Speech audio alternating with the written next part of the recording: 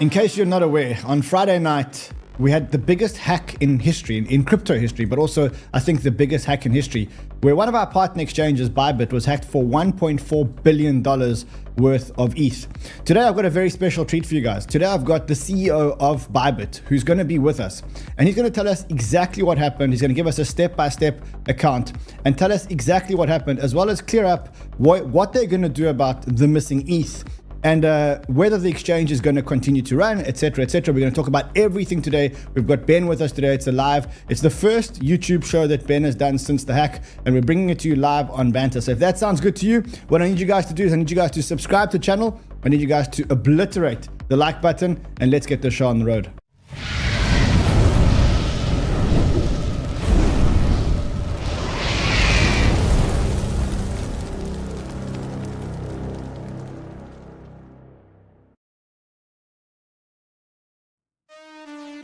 So I did tweet sometime this weekend and I said, like Friday nights in crypto have been like pretty rough. Like if you look at all the Fridays this year, on Friday the 17th of Jan, we had Trump token launch, and that drained a whole lot of liquidity from the crypto markets. Then the following Friday, we had the DeepSeek dump.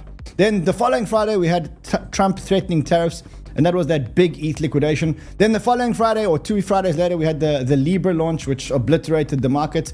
And then just a week later, on Friday the 21st, we get the biggest hack in history. We had a hacker, or a group of hackers, that stole $1.4 billion from Bybit. And it was a fascinating hack. If you understand the details of what these hackers actually did and how they actually got access to the ETH, it's really scary. It's pretty much game changing. So I thought what we'd do today is something very different.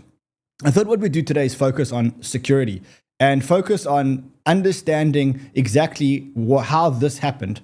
And also, I think it's going to be a masterclass in how to manage crises, because I think the way that Bybit actually managed this crisis was absolutely mind-blowing. So that's what we're going to be doing today. So if that sounds good to you, obliterate the like button. And without any further ado, I'm going to get Ben, who is the founder of Bybit, with us.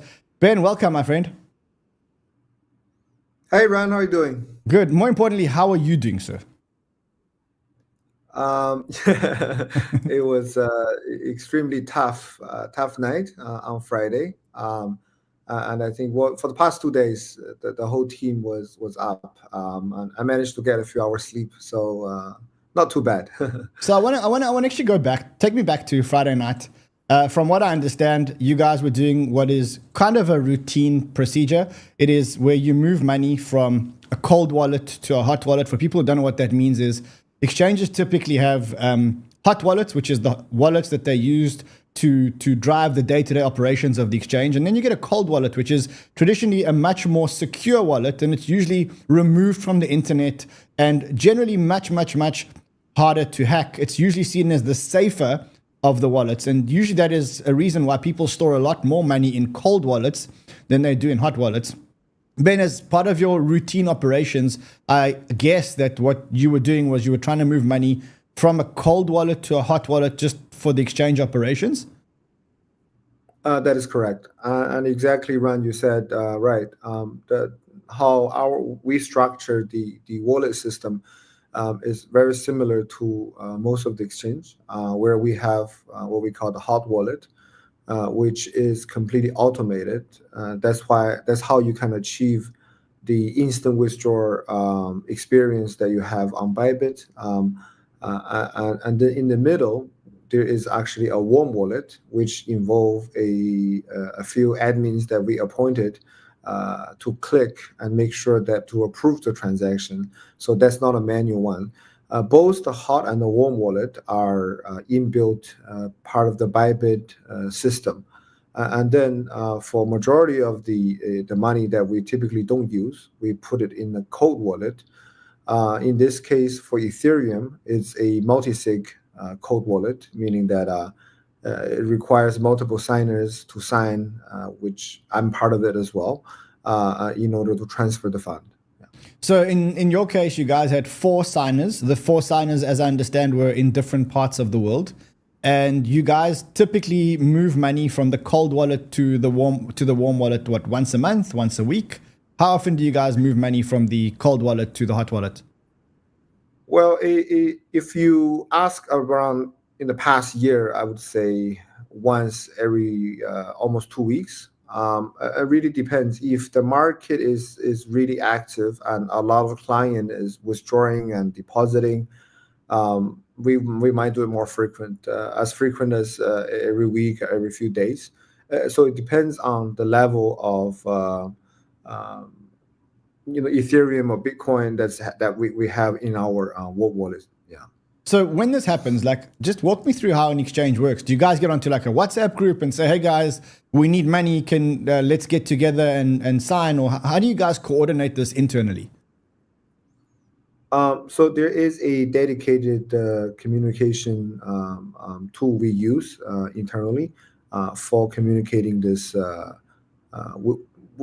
And this channel is only dedicated to talk about withdrawal requests from the cold wallet or go back into the cold wallet or from the cold wallet into our system.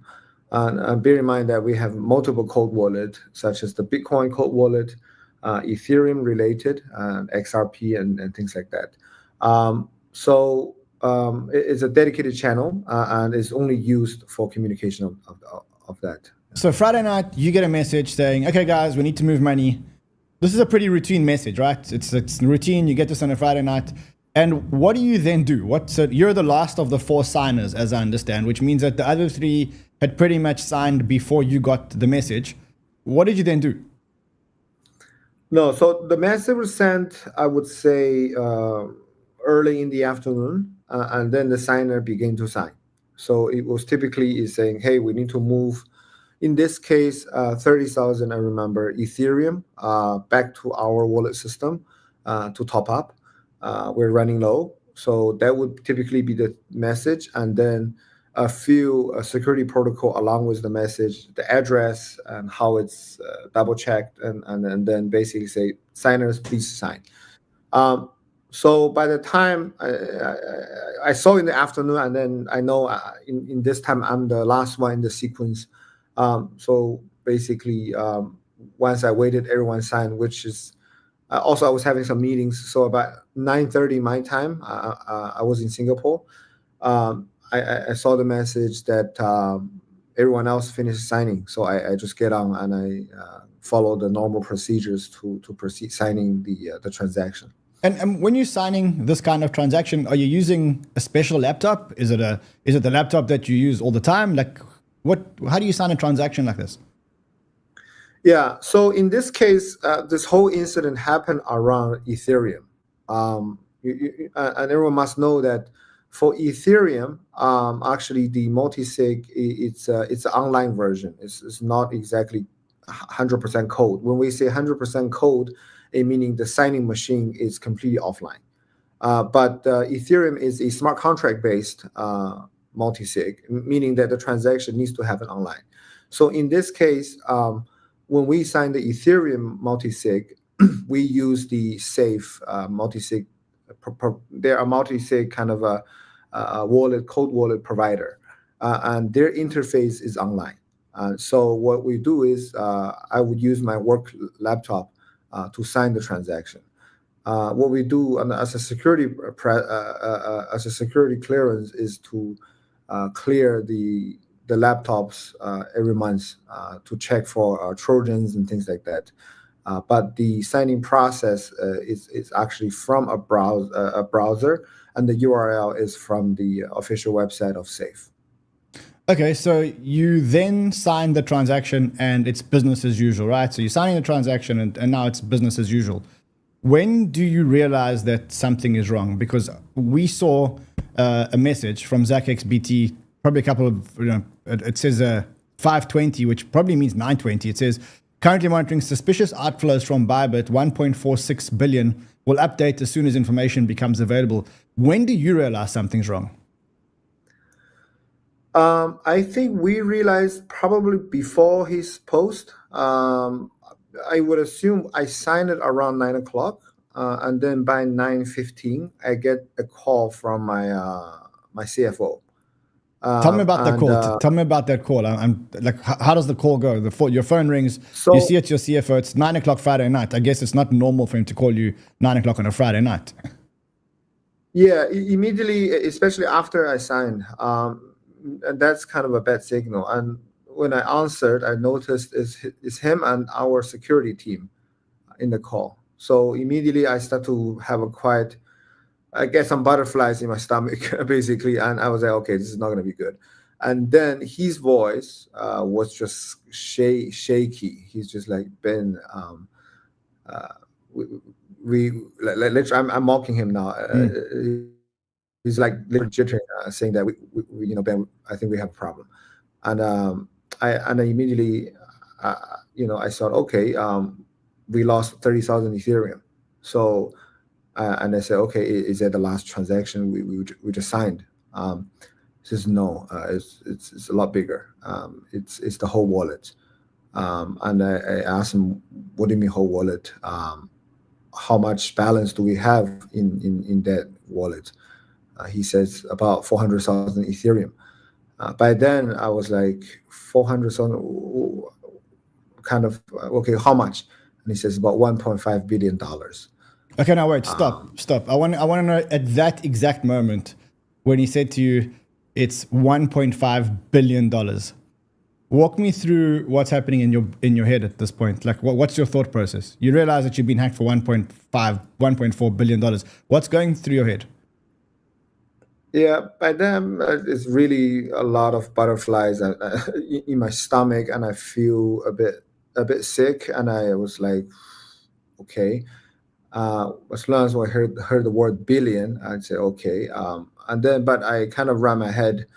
How much do we have as a company? And then just to reassure, I asked also my CFO, okay, can we cover this loss? And then, so that was the first kind of reaction. So you ask him, can you cover the loss? He says, yes, we have enough funds. Now walk me through what goes through your head. No, but immediately I asked, this. Is this all the damage? Is this the only wallet that's being hacked? And then my security team started to explain. They said, yes, it looks like it's whatever we just signed, which is our Ethereum code wallet. It has for about 400,000, a little more than 400,000 Ethereum in it. And that totals about 1.5. And I said, you guys, we need to make sure that it is only this wallet. And the problem is contained. And then my security team says, yes, it is contained. Because in my head, then it will be completely two directions that we go. If it's amount that's more than whatever we have, then I need to set the emergency response past that to maybe my COO or another founders, so that I can focus on where can we get the money, right? But then as long as I heard that I understand we can cover it, then I know my priority is to face the next emergency response, which is the potential bank run and the news and everything. Yeah. Okay, so wow, so you've now realized you've lost $1.4 billion. As a matter of interest, who's the first person that you called? Who's the first person other than the security people and the security people and your financial officer? Who's the first person that you then phoned? Your best friend, a wife? Who do you tell? Like, do you tell anyone, or did you just go straight into crisis mode? Oh yeah, so after hearing the basically the 1.5 I asked about, and it took me, well, before I asked about, after 1.5 billion, I was kind of really shaky, and then I started saying, oof, 1.5, what do I do? And then I told myself to snap out of it. I need to put the CEO hat on, and to really command. I need to go into the commanding mode to get ready for the company to face a crisis. So that's maybe within 10 seconds, I snap out of it. And then the first person I called is actually my COO, to make sure that my frontline people would immediately know. Because in my head, if this was, and I asked how much was this transfer. They said all of it one go into a unidentified wallet. That I would have assumed that already people outside, like the post you show me, already they start to see the problem. So I need to tell everyone that I need to get ready for the crisis mode. So I called my COO and then start to explain the whole thing. Yeah. And your COO obviously had no idea that this was happening until you explained it to her, right? She had no idea why you were calling. She had no idea. Okay, how did she respond? I think she was probably shocked afterwards. When I talked to her, and she was shocked for a while. But she also knows that at this time is not time to think about the consequence. Think about what does it mean, the number, but to get to work. And that is, we have what we call in company, we have crisis management. We also have monthly incident drills that's responding to all type of platform incident, whether it's website goes down, withdrawal system doesn't happen. So we have a whole drill. So I think she immediately went into the drill mode. And then there's a few buttons that we all have as top management. One of them is called P-1. Once we call that button, it literally wakes up everyone in the company. And then I think she probably proceeded with the drill, and then to kind of wake up all the top management to get ready for all of the PR team, social media team, frontline team to get ready. Yeah. So I'm interested to understand how P-1 works. You press one button. How do you wake up people that are asleep? I mean, this is 9 o'clock at night in Singapore. It means that in other time zones it's later, and some time zones it's earlier. Like, how do you wake people up? What do you do? Phone their wives? Phone their home phones? What's the protocol? So we have a whole drill protocol to practice emergencies, and then for P-1, it's for sure trying to get all of the head up, and then they would have subsequent buttons to call top management of, let's say, support team or all of the support team. So it goes like waves. So if my COO press her button, it will wake up the PR head, the customer support head, the social media head, the basically all the business, the BD team, the institution team head. With this call, it would automate constantly calling on a phone number. We rely on phone number, and then is our protocol that you go to sleep with your phone next to you, and make sure that is on. Don't turn it off. So because that's the last resort for us to get to you. And also in the system, if the first call is made is not picked up, it will call the replacement, the deputy head of, let's say, the support team, until someone picks up, and then once you call it, we use this tool called 𝗪𝗏, which is our communication tool. Automated P-1 group is created, and then you have a guy who is the MC or the leading. In this case, will be either me or COO. To explain what happened, and then everyone joins, clicks on that button, join the call.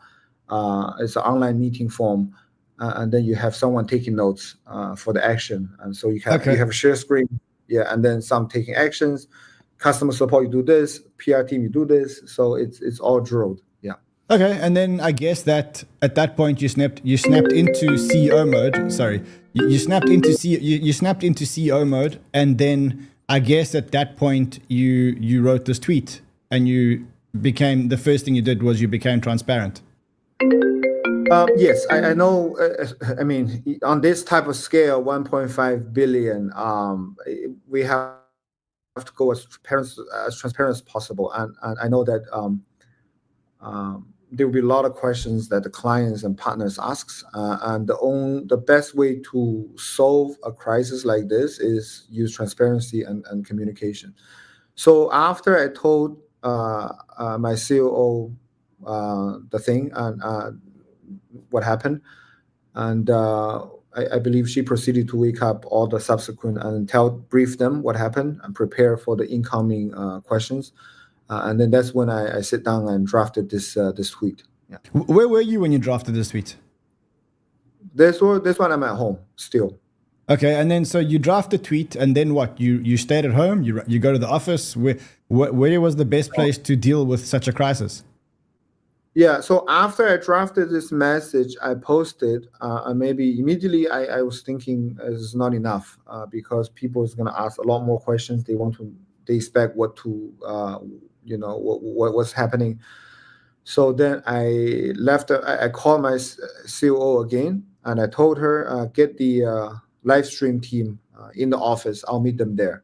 So that's when I head to the office and get ready for the live stream that's about to happen. Yeah.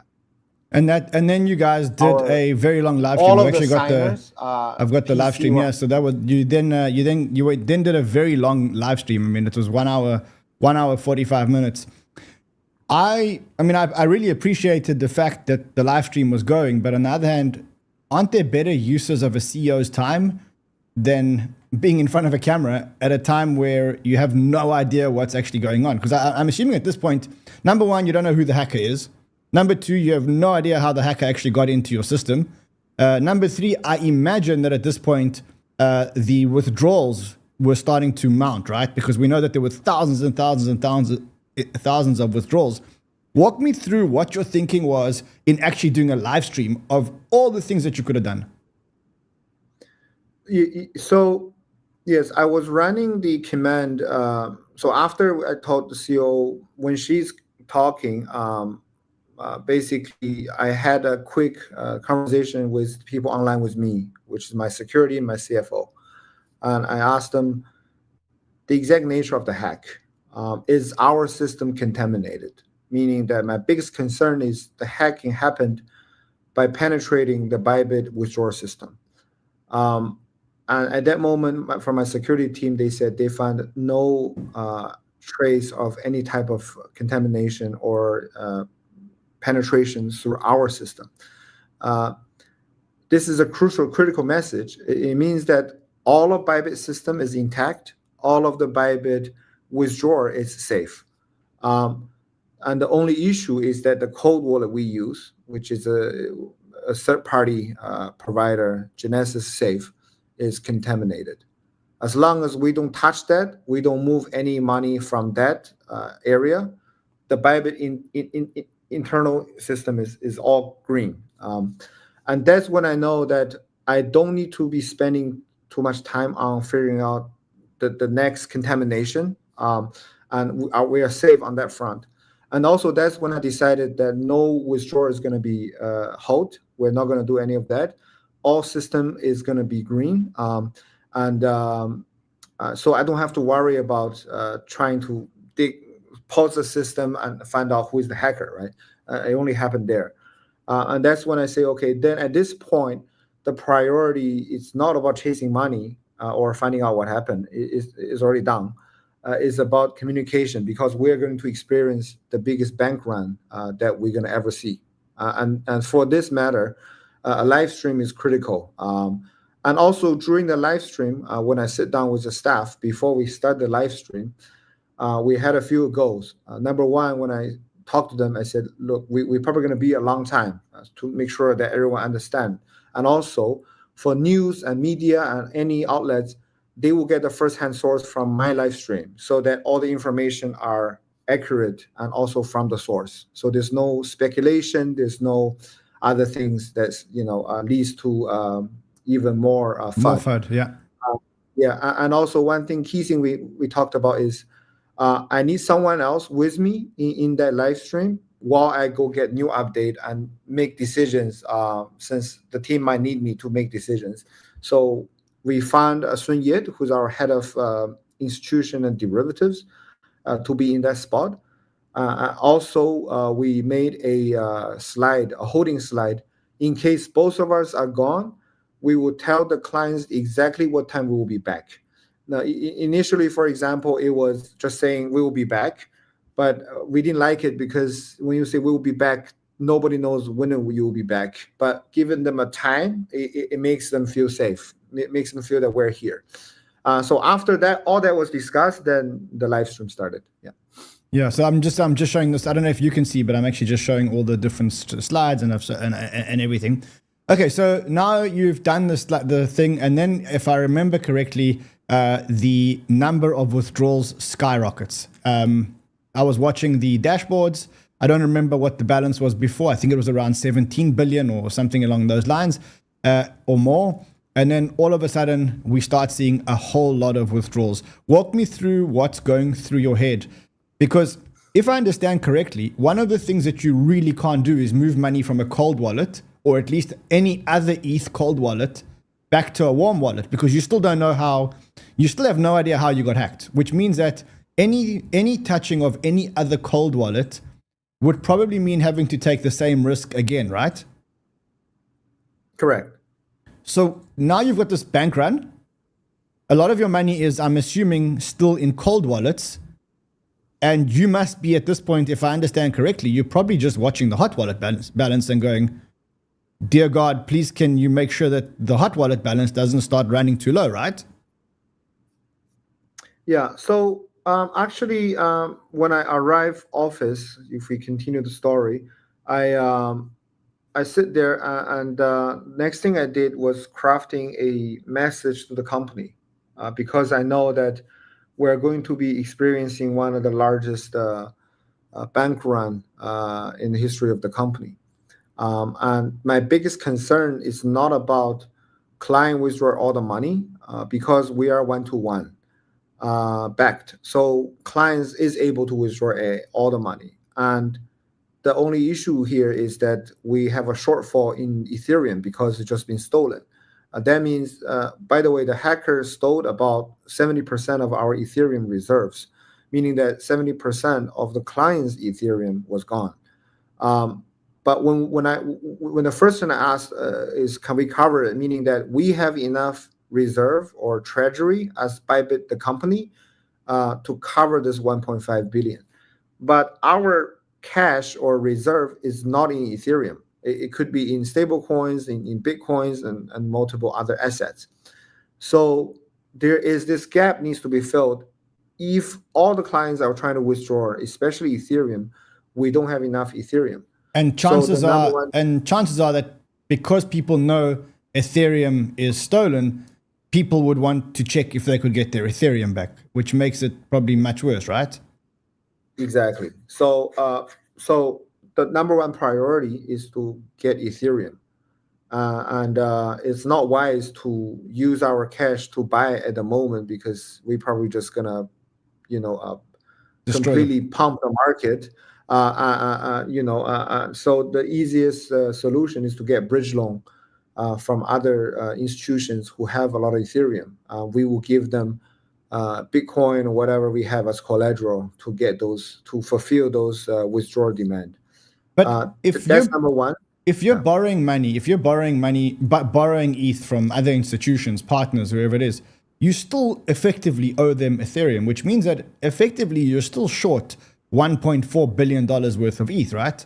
I mean, you can borrow 50,000 Ethereum, but you owe someone 50,000 Ethereum. Correct. But by end of the day, we need to buy it back. Okay. So at the end of the day, we need to buy it back to fulfill our reserve ratio and to match the client's balance back to one-to-one. Okay, so now you're getting this bunch of withdrawals. Walk me through what's happening at Bybit. Like, how bad was the withdrawals? So I know by then, getting a loan is an option. And my next concern is with the bank run. I'm really concerned the system stability because we've never seen so many withdrawals, and we just is going to be witnessing the most withdrawals that we've ever seen. And now looking back, it was the largest withdrawal amount within about 2 hours. We had about close to 400,000 withdrawal requests. So I was quite concerned about the system stability because imagine the worst is because we are going to keep up the withdrawal. So the withdrawal was never disabled. We were always accepting. But imagine if there's so many people withdraw at the same time and the system went down, or the withdrawal system went down because we never tolerated so many withdrawal at the same time. So then I have to make sure that my CTO gets all the tech people up and making sure that they monitor the situation to make sure that every single withdrawal request can come through, and so we can process them. So that was the second thing I saw, and that's when I sit down and wrote a company-wide message to all of the internal employees. Yeah. And just walk me through the message. What did the message say? So the message, I can read it to you. It says a CEO message. This is within our 1,800 staff group. I said, "Dear all Bybuddies," which is what we call our internal employees. Understand that it is a difficult time now. Appreciate that all of you stand in line. It's going to be a difficult 24 to 48 hours that we will face. However, that I'm confident that we will all make it through. Please ensure that we remain professional and calm to all clients and external partners. We will try our best to maintain withdrawal. At the same time, I want to say that even with this amount loss, all clients' assets are still covered. It is time to answer clients' questions in timely manner and to be there with our clients, and we will use transparency and communication to remove doubts from our clients. Tech and product, please make sure all systems are normal. We cannot have any fuck up now to cause another FUD. All hands on deck. And that's the message I sent right before I go on the stream, to internal teams. How bad were the withdrawals? Like how many withdrawals? Walk me through the numbers. It was insane. So basically within the hour, I think probably 300,000. 300,000. Yeah, 300,000 withdrawal requests. And when we receive a withdrawal request, it's not so easy. Everything goes to hot water, just bang, bang, bang. Typically, it goes through many different checkpoints. One would be risk check, making sure that it is from the client himself. Imagine if a client also get hacked at the time. We want to make sure that it's secure. And also, there's other security and risk check to make sure the balance is correct, the system is all functional. And also, you have AML KYC check to make sure that it doesn't go to a sanctioned address and things like that. So there's multiple checks, and the queue, which is huge. And then basically, we have all the support team, everyone, and the review team. Everyone is up to process all of these withdrawals. And understand at the time, some of the withdrawals might take a few hours, and people were panicking. And that's why the purpose of the live stream was quite crucial, as I was there to tell them that, look, all system is up. We are processing them. It's just we are experiencing a huge spike in withdrawal requests. It's not we are trying to intentionally hold your withdrawal. We are processing them at the speed that we possibly could. How long did it take to process all the backlog? And where are we now? I mean, we're now 48 hours later almost. Is everything processed? Is it all done? Oh, yeah. Everything is processed within 12 hours. So we processed about 400,000 withdrawal requests within 12 hours. And by the 12-hour mark, which is about, everyone's been up all night, about 8:00 a.m. Singapore time. Sure. There was no more pending withdrawal from the time around that peak time hours. So by then, all of the requests are new withdrawal requests coming in. And as a CEO, and the system has been functional since then to now. We are back to normal. Yeah. As a CEO, I mean, what are you doing? Are you watching dashboards? Are you watching metrics? What does a CEO do? I mean, you can't get on the phone and process withdrawals. No. You can't be approving withdrawals. As a CEO, other than live streaming, what are you doing? What are you watching? How are you managing this? Yeah, I think Bybit, it really shows through this crisis that we are really internally managed in such precise way that we have many key persons that monitor different dashboard. So we know exactly at which given point the stockpile of our assets to withdrawal ratio, meaning that for the hot wallet, you have thousands, different chain, Polygon and, different, even for Ethereum, there's multiple on multiple chains and sub-chains.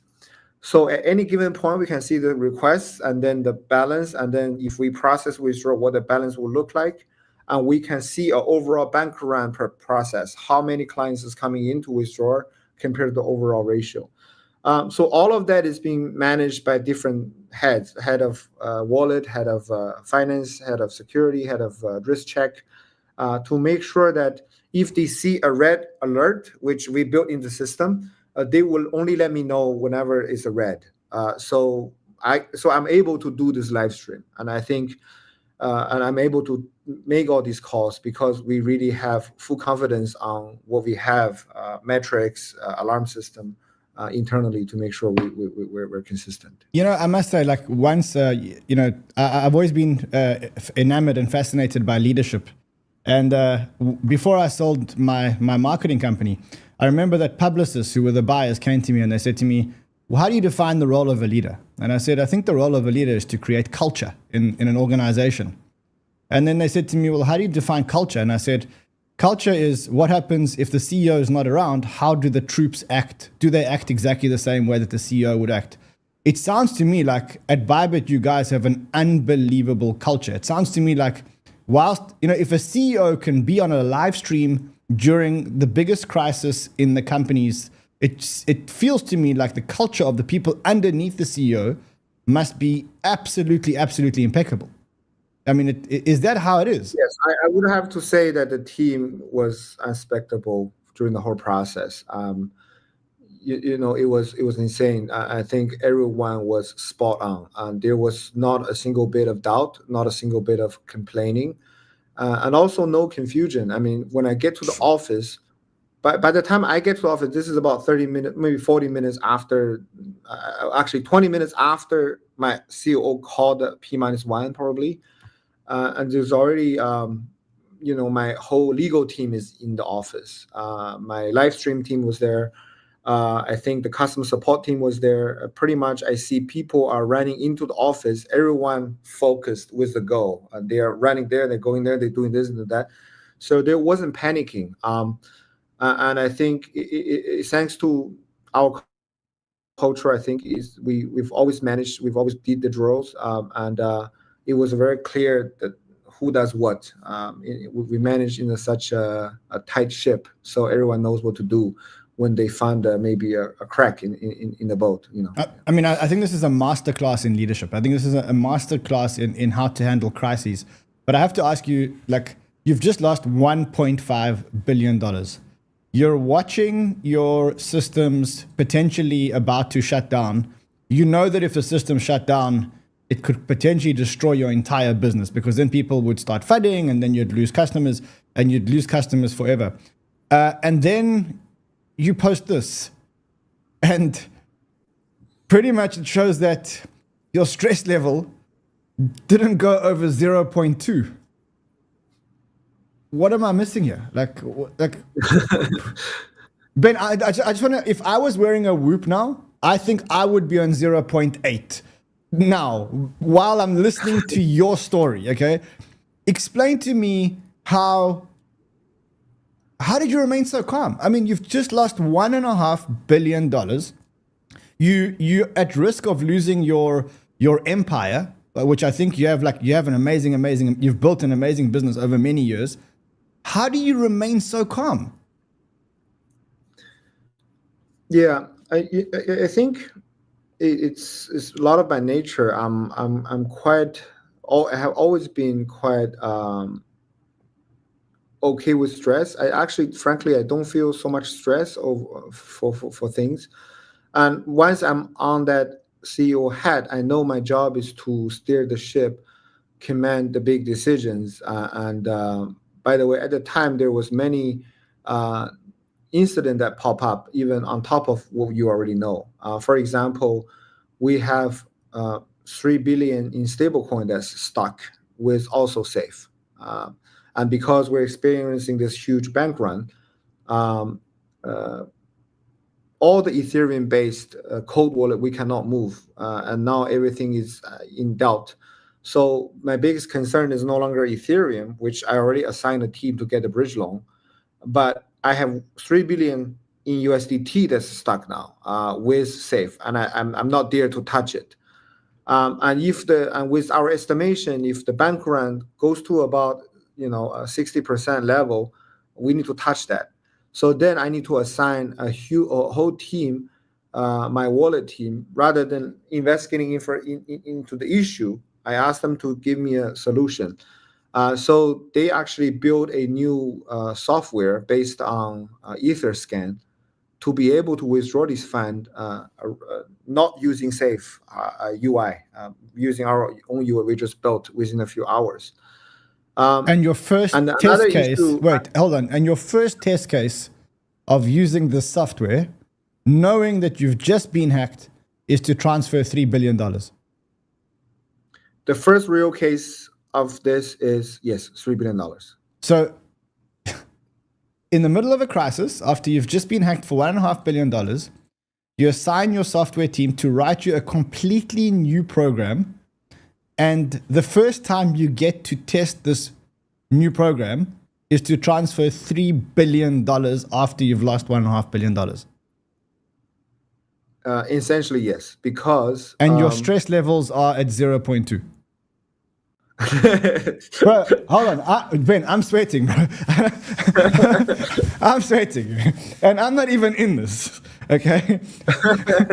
Yeah. Wow. Okay, and wait, how did that transfer go? How did the transfer go? That became the urgent issue that nobody knew, because with our dashboard, when you see a bank run, most clients are actually out of our surprise, we assume everyone will be trying to withdraw Ethereum, but no, everyone is trying to withdraw stablecoins. So we had maybe 70% of the withdrawal happening on stablecoins. Oh my God. And then we can see that, okay, we will need stablecoin quite soon. And there's no way to get a 3 billion bridge loan on top of the Ethereum that we are going to get a bridge loan. And that means we might need to hold withdrawal at some point. And then I asked the team to give me estimation of how long we can last based on the current trend of USDT withdrawal. And they said about maybe 8 hours. So that's when I assigned the wallet team to give me a solution. And then, they tested many things. In the end, they said, when we find a solution, we can use Etherscan. On top of it, we'll build a tool, and then we will get the signers to come one by one, and this is how it's going to work. They present me the whole plan and the whole flow, how they think it's going to be completely secured. I said, okay, try it, and then run a few tests with other wallets. So they built it around 6-7 hour mark. I want you just to know that on my watch, my heart rate is now at 90. It was at 60 before you started the story, just so that you understand. just monitoring my own heart rate. Okay, so you implement this. The withdrawals come. I saw at some point that this was posted that two, what you would probably call competitors, transferred you $100,000 worth of ETH. Is that correct? I mean, did Binance and BitGet really just send you $50,000 worth of ETH each?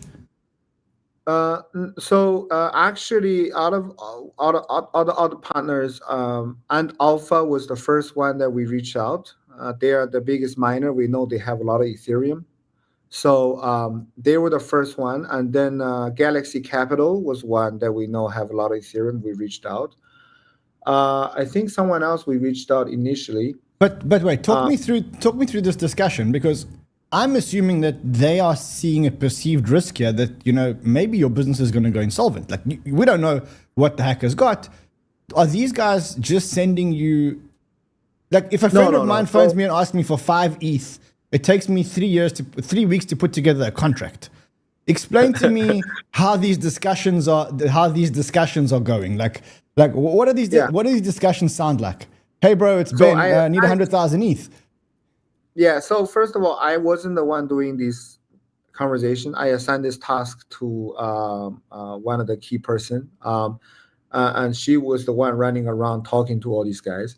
While she talked, I believe she first had our legal team to draft a bridge loan contract. Okay. In a bridge loan contract, you would give them equivalent collateral or over collateral, meaning that if we're borrowing 100 million in Ethereum, we'll give you 110 million worth of Bitcoin for that loan. So then the conversation was easy. But then after about 30 minutes, when she started doing this, she called me. I got another bad news. Because of this incident and it was happened on Safe, Safe have terminated their front end to investigate this whole situation.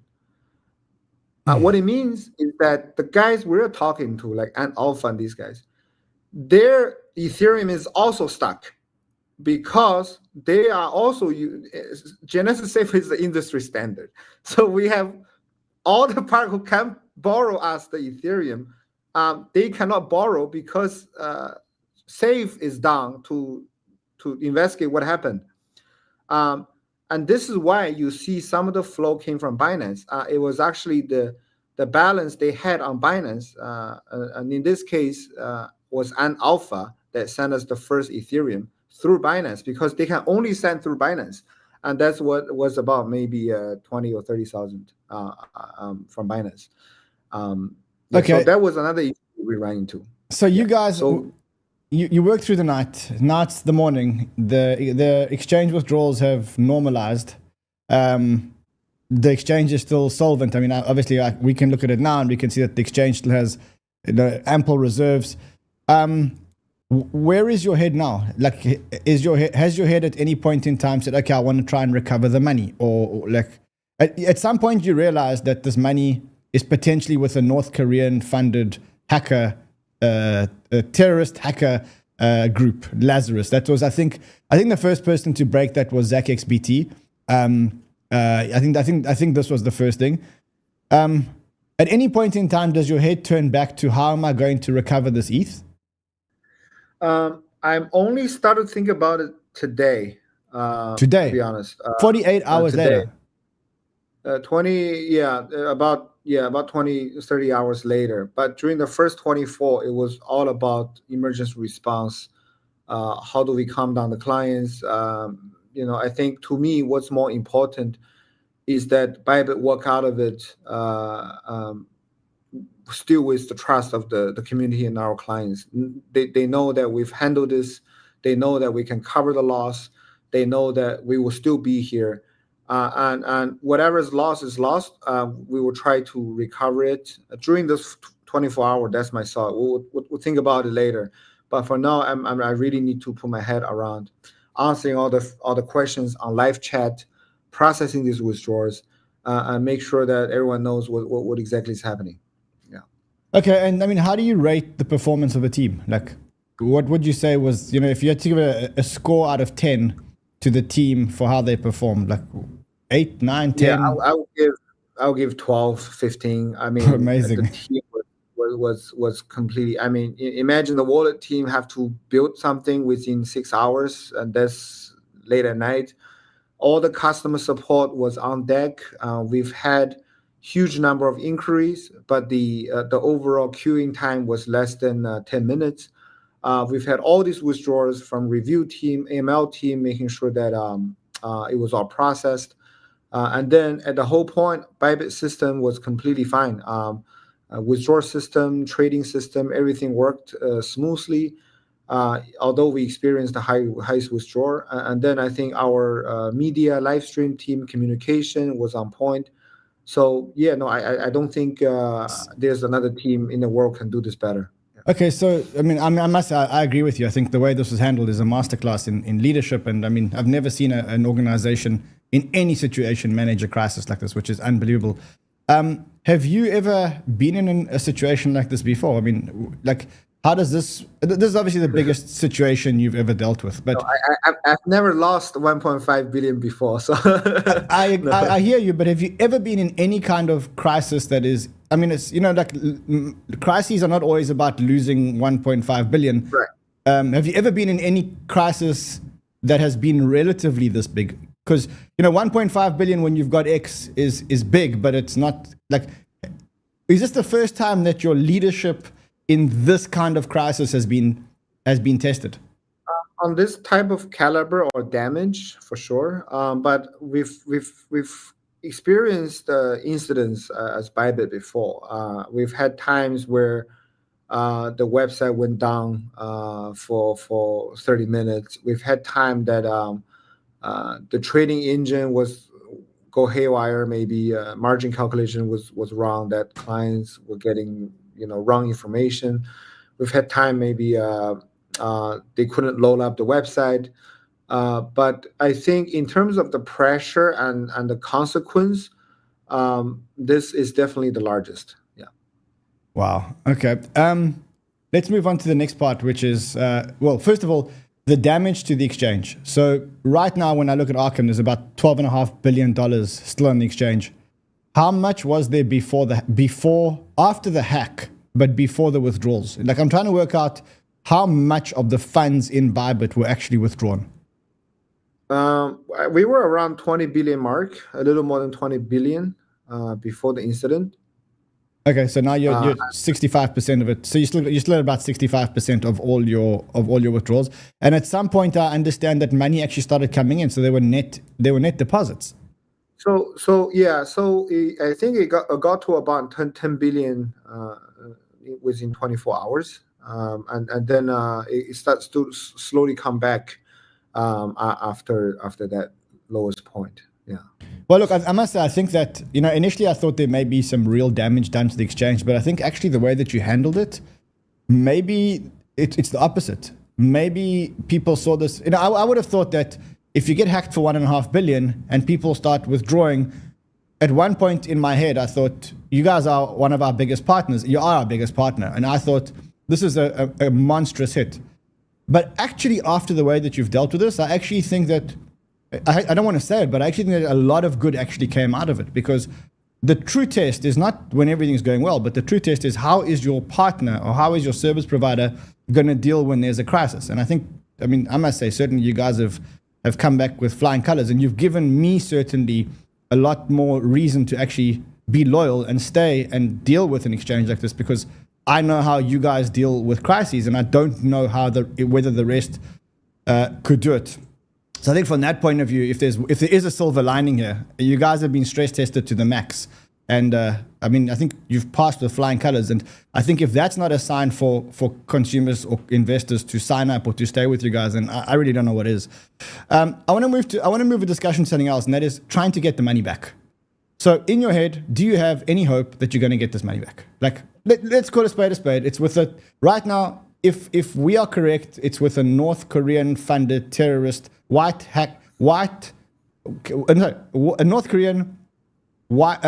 North Korean hacker funded association.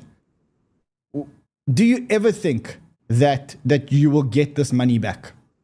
Any chance? We will try our best. And actually, the team is already full steam on it. So since today, I think the focus have shifted to investigating of exactly what happened. And then the next part is trying to get the money back. So I think from this part, I'm really grateful that we received numerous, overwhelmingly support from all the global partners that we work with. And we've seen even the community rose up to support us. So there's actually a few things we will try to do. One of them is that we noticed immediately that the information is quite, although blockchain, everything is transparent, but there isn't an aggregated place where you can see where the fund is flowing on a lively update manner. And so we've kind of issued a bounty as well to everyone that if result in helping us recover the fund, will pay 10%. But then in my head, I'm thinking, how do you actually measure this, and how do you give it out? Because it sounds like a huge number, but if you are someone in the community, how do you contribute? And this had been a problem within the industry, that there isn't a place where you aggregate all this information. So we're building a site called hackbounty.io. Hopefully it will be up within a few days. What it does, it will track all of the flow, and if you can submit your discovery to an endpoint. The endpoint would be, let's say, an exchange or a bridge that you cannot trace anymore. And if you submitted that flow, we will record you as a bounty hunter. Everything is on the website. And then we will reach out to the end node to notify them. And if their reaction resulted in the freezing of the fund, then the bounty They'll get the will be reward. paid out. Yeah, and then there's a live update on how much of the end node is cooperating, who is not cooperating, within how long, and how much fund flow is going through that black hole. And this will also help with even a regulator. We already get the help of Interpol on our side, multiple regulators that we work with. They will help us as well to go to these endpoints to help to freeze orders and do all these things. So now we can invite, basically, you can imagine it's a community-driven contribution mode, everything transparent. You can help us to chase and the fund, and hopefully that could help to discover some of the fund. Yeah. What does this mean for Bybit? I mean, you used to be $1.5 billion richer than you are. I know you guys had very big plans. I know you guys had M&A plans. I know you guys had, investment plans. Like, can we expect all these investment plans to stop? Is it business as usual? What are the implications here?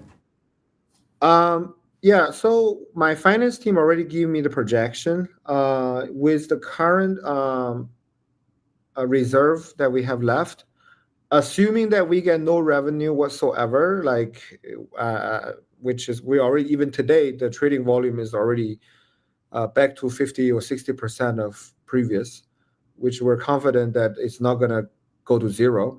But even if it goes to zero, we have enough reserve to maintain the operation for about 10 to 12 months. That's without doing any firing or whatsoever, right?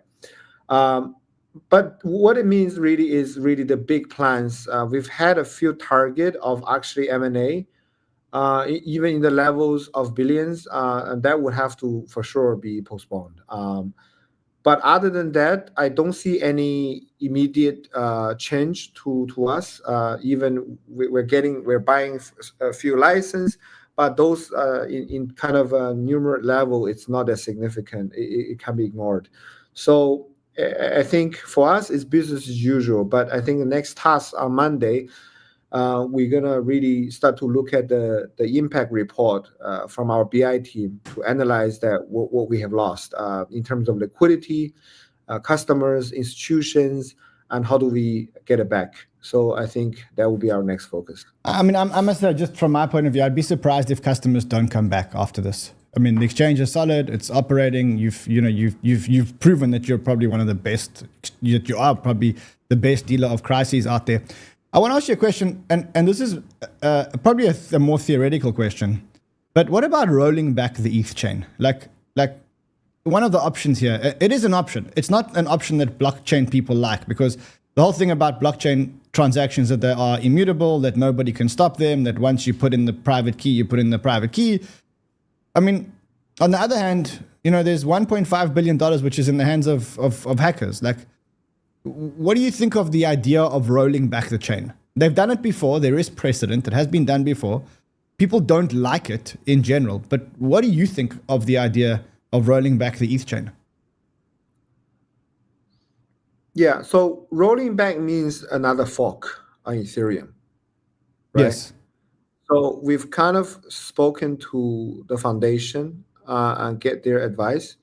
I think the message, or the indirect message, was quite clear that they are not trying to start up the conversation of another fork on Ethereum. The last fork they did was a hack that caused, on the monetary term, not that big, but it was 30% of the Ethereum supply. This one, although was the biggest in terms of US dollar, but we're about 0.3% of the, or 0.4% of the Ethereum total supply. So that's their official answer. But again, I think there's multiple, and thanks to the multiple requests on Twitter, on the community, about the possibility of that. And we understand that Ethereum is, proof of stake right now. So the possibility, I think, stand with the community that maybe we can start a vote and see if the miners are willing to do this. But yeah, I think it might be a long stretch. Yeah.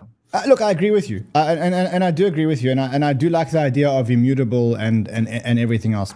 But if big organizations and institutions are going to feel safe in blockchain, then you know what happens if $20 billion landed in the hands of Iran, and Iran used this to fund a war? You know what I mean? And I know that the principles of blockchain, but isn't there a line somewhere where you draw the line and you say, if this happens, then we have to roll back? No, I agree. Look, the consequence so that's why I think my priority today is really trying to think about chasing the money. It's not even about getting the money back so Bybit, can whatever. It's the idea of you have 1.5 billion now goes to the North Korean group, which can be funded for nuclear weapon, many different things that are sanctioned. So this is why even in today I made a post about one of the bridge. I think they were not willing to help us. And, I saw that. I told them it's not about me anymore, and it's not about Bybit. It's really the 𝗕𝗢𝗥𝗗 and maybe the Interpol will come to you because you are essentially helping the sanctioned North Korean group. So I think this is how this matters. And again, I agree. There is a point because when someone else hack it, it's very different. And we are confirmed that this is the North Korean group that's hacked it. And that means this money could be used on very wrongdoings that eventually will end to impact all of us in different parts of the world. Yeah. So again, I think it might be worth it to try to talk about this. Yeah. Yeah.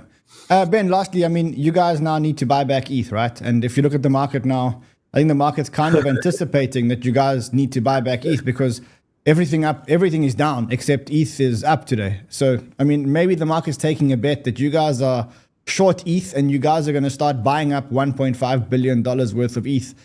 What are your thoughts there? Where are you on that?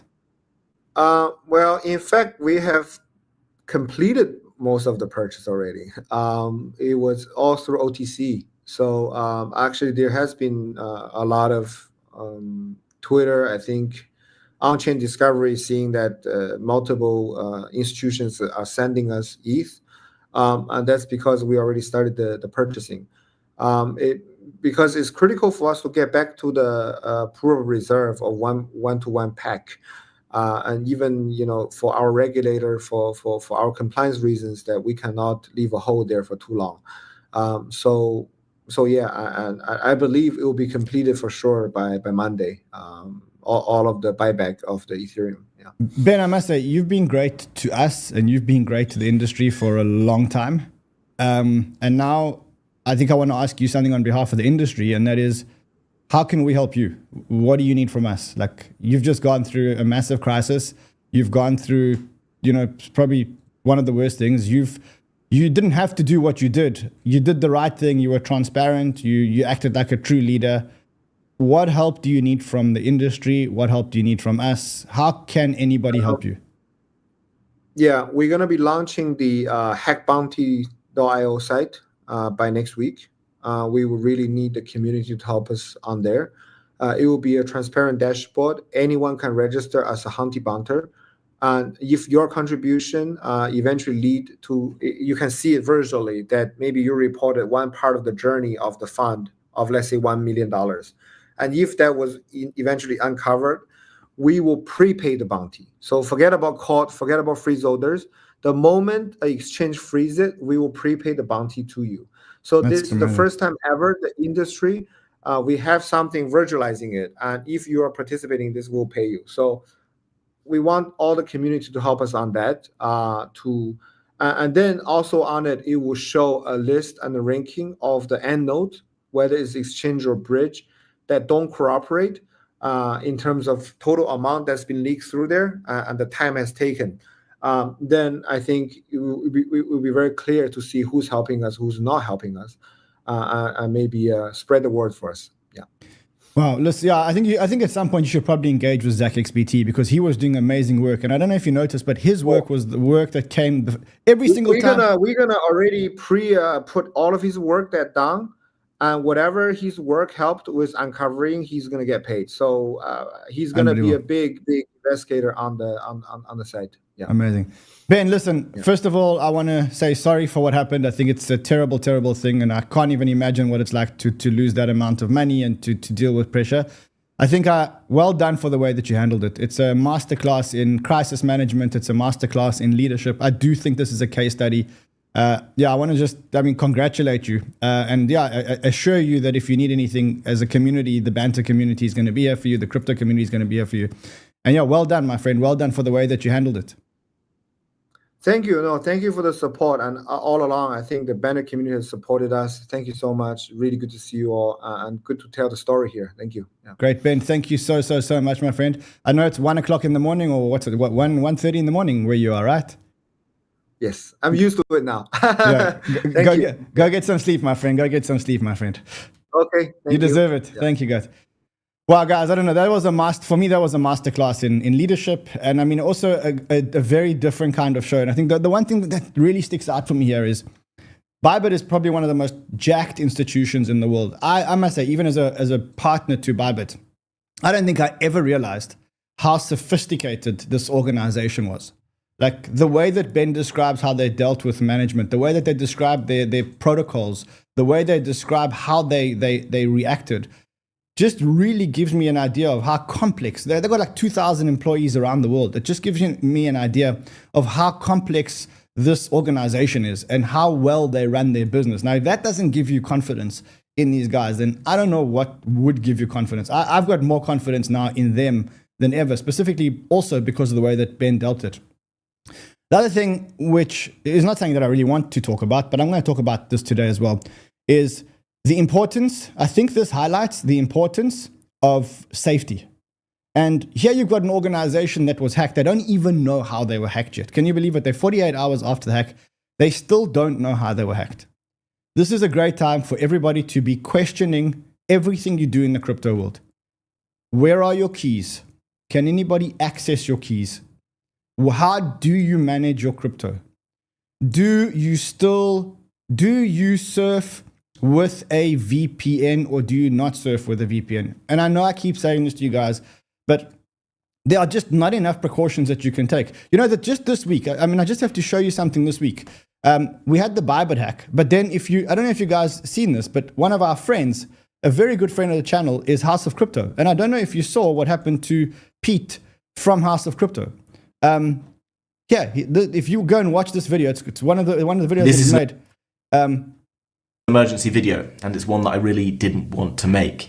Yesterday, my computer got hacked. Not only have I lost tens of thousands of dollars, which I'll tell you about in this video and how it all happened, but most importantly for you right now, my Twitter page is not under my control. Here's another hack. And again, this is another sophisticated party. This is a guy who teaches people about crypto, and he was hacked.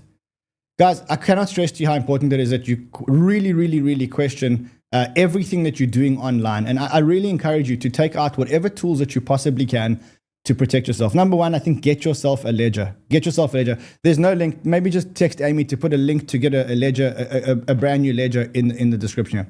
Number two, please go to the link below and get yourself a VPN. If this hasn't convinced you that it's worth $2.99 a month to get a VPN to mask your IP address, I don't know what's gonna convince you. Lastly, and again, something that I didn't really want to speak about today, but I will, is I was in Hong Kong and I discovered a product which I think is a very, very, very good product. The link for that product is over here. It's called 𝗕𝗏𝗘. It's this tool over here. One of the best tools that I've seen, and I'll explain to you how it works. Effectively, it's a Google extension. You press that button and you get yourself a Google extension. And that Google extension actually reads the code of websites that you are surfing. It doesn't have a blacklist, because most of these protectors actually have a blacklist of protected sites. The problem is that if the blacklist is not updated immediately, then the problem is that malicious site won't be on a blacklist. what this extension does is it actually reads the code of the website you're on. And if that website is a draining website, it actually pops up and it says, hold on a second, don't transact this website. It's a draining website. I'm reading it in the code of the website, which means that it's happening real time. Now, just to give you an idea of basically how it works is you don't actually pay for the extension. It just, on certain dexes, it takes a tiny fee from the exchange or over and above the exchange. I'm not sure exactly how it works, but it actually protects you.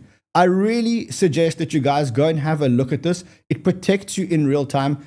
Go and look at anything that protects you. Now is a good time. Now, just with these guys, number one, they protect you from EVM and SOL issues. They've had zero losses for 2 years plus, and if you do get a loss, you covered up to $30,000 if they misdetect it. Try it. And again, I say to you, if this week hasn't convinced you to protect yourselves, and I didn't want to come here and show safety to you, but I know that a lot of you aren't well protected. Really, guys, get a VPN, get yourself this Chrome extension. It's probably the best one that I've seen, and I've seen quite a few of them in the industry. You don't even pay for it. You don't, not like you pay a monthly fee. You'll end up paying a tiny percentage when you trade with certain dexes. That's it. It's something that you really need, really need. This whole week, we will be dealing with security and safety, because I guess that we've now realized that's probably one of the most important things in crypto. Anyway, I will see you guys again tomorrow. Normal programming tomorrow. 2 shows. One is we'll bring you coverage of the Hong Kong consensus, which we were at last week. And then we'll have our normal show tomorrow. So I'll see you guys again tomorrow. Until then, let me know if you enjoyed this kind of show. Let me know in the comments in the comments and likes if you enjoyed this kind of show. And if you do, maybe I'll hopefully do a lot more of these. See you guys again tomorrow. Until then, trade well, my friends.